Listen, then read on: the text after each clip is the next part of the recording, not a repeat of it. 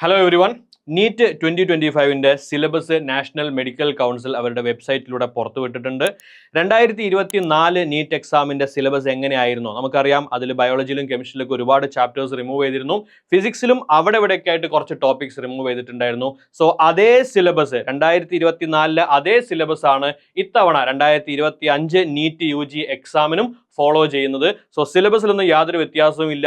അപ്പോൾ അതിനെപ്പറ്റി നിങ്ങൾ ഇനി വറി ചെയ്യേണ്ട കാര്യമില്ല. 2025 നീറ്റ് എക്സാം ഹൈബ്രിഡ് മോഡിലായിരിക്കുമോ, ഓൺലൈൻ മോഡിലായിരിക്കുമോ, അതല്ല സാധാരണത്തെ പോലെ പെൻ ആൻഡ് പേപ്പർ മോഡാണോ എന്നുള്ളത് ഇതുവരെയും ഫൈനലൈസ് ചെയ്തിട്ടില്ല. അതിന്റെ ഡീറ്റെയിൽസ് ഒന്നും തന്നെ NTA അതേപോലെ തന്നെ നാഷണൽ മെഡിക്കൽ കൗൺസിലോ പുറത്തു വിട്ടിട്ടില്ല. അപ്പോൾ ആ കാര്യത്തിൽ ഇനിയും ക്ലാരിറ്റി വരേണ്ടതുണ്ട്. ബട്ട് സിലബസിന്റെ കാര്യത്തിൽ ഒരു തീരുമാനമായിട്ടുണ്ട്. അപ്പോൾ ഇപ്പോൾ പഠിച്ചുകൊണ്ടിരിക്കുന്ന വിദ്യാർത്ഥികൾ എത്രയും പെട്ടെന്ന് തന്നെ പോർഷൻസ് കവർ ചെയ്യുക.